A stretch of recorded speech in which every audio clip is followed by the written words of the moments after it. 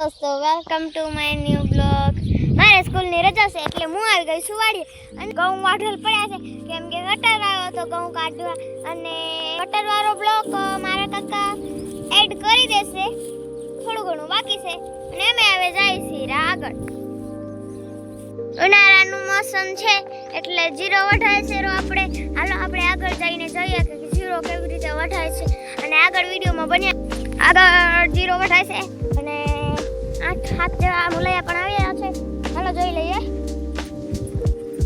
આજે મેં પણ થોડું ઘણું જીરો વઢાયું હતું, મજા આવી ગયો।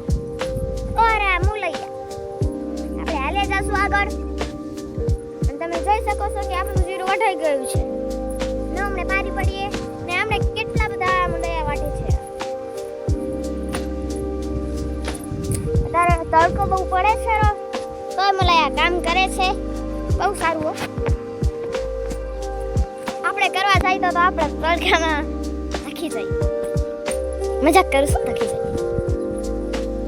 આગળ વિડીયોમાં બન્યા રહેજો અને તમે જોઈ શકો છો કે મુલૈયા કેવી રીતે કામ કરે છે કડી ધૂપમાં। આમાં 8 મુલૈયા આવ્યા છે અને બીજા 2 મારા એક આવી છે ને એક ફૂઈ છે, મારા કાકા પણ આવી ગયા છે। આપણે આગળ જઈએ છીએ મુલૈયા કરે। હાલો આપણે એમથી થોડી ઘણી વાતચીત કરી લઈએ। આ મારો ભાઈ યુસુ, ઈ તો જીરો ઉખડે જ છે હવારથી, થાકતો નથી લે। આપણે મુલૈયાના હાવ પાસમાં આવી ગયા છીએ। હાલો આપણે જઈએ હવે। મારો ભાઈ તો દોડીને જાય રહ્યો છે, એમ તો શાંતિ જ નથી, દોડ દોડ ને દોડ ને આ બધું વઢાઈ ગયું। ઓ હા મેં મારા કાકા છેલ્લે રહી ગયા, સંતાઈથી છેલ્લે। હમણાં હું જીરો વઢાવવા મંડી જાય છે એટલે એ આગળ થઈ જશે બધાથી। જોવો કેમ વઢાવે શેરા।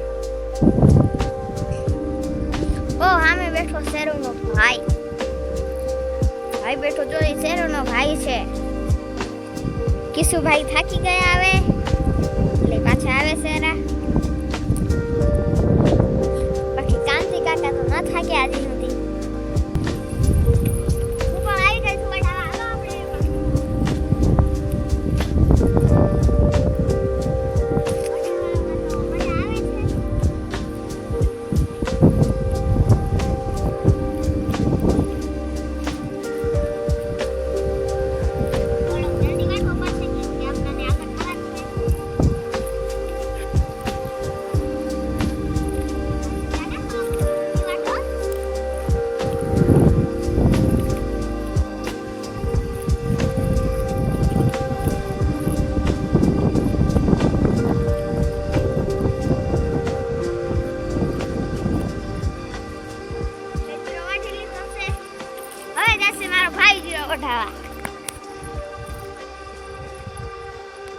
અહીં તો કયો જીરો વઢાવા આવે।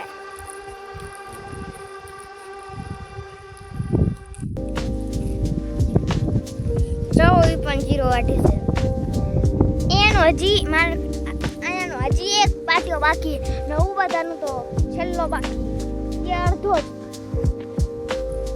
ફૂલ હવા આવે રી મજા આવે છે, આ તો વચ્ચેથી લેવા માંડી ગયો।